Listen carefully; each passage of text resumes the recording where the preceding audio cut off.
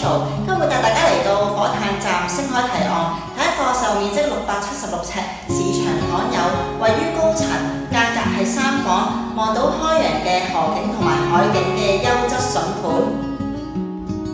我哋今次睇嘅單位係位於屋苑嘅3座，實用面積676尺，單位望到開揚嘅景觀，除咗山景之外，仲望到河景。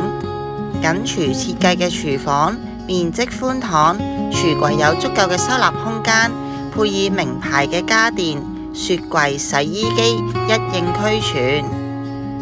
客廳係長形嘅兩邊廳間隔，客飯廳分明。客廳有足夠嘅位置放到梳化同埋電視櫃，牆身夠闊，可擺放多個儲物櫃都冇問題。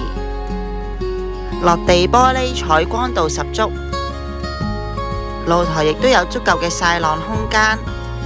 而另一邊嘅位置就係飯廳，可擺放4人餐台。穿過走廊，我哋嚟到有一間小嘅儲物房。洗手間光潔明亮，配以浴室寶，係用浴缸嘅。第一間睡房間隔方正，可擺放單人床同衣櫃，同客廳一樣望到開揚嘅景觀。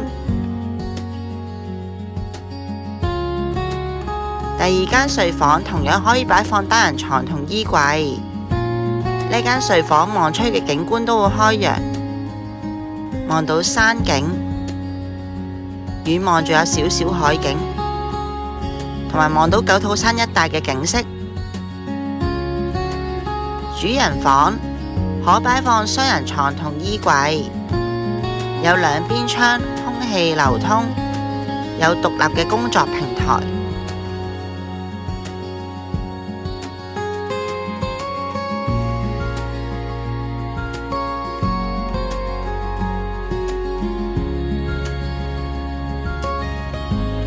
大家睇完呢個單位，如果對呢個單位有興趣，想預約睇樓，或者有任何嘅查詢，歡迎隨時聯絡返我啊！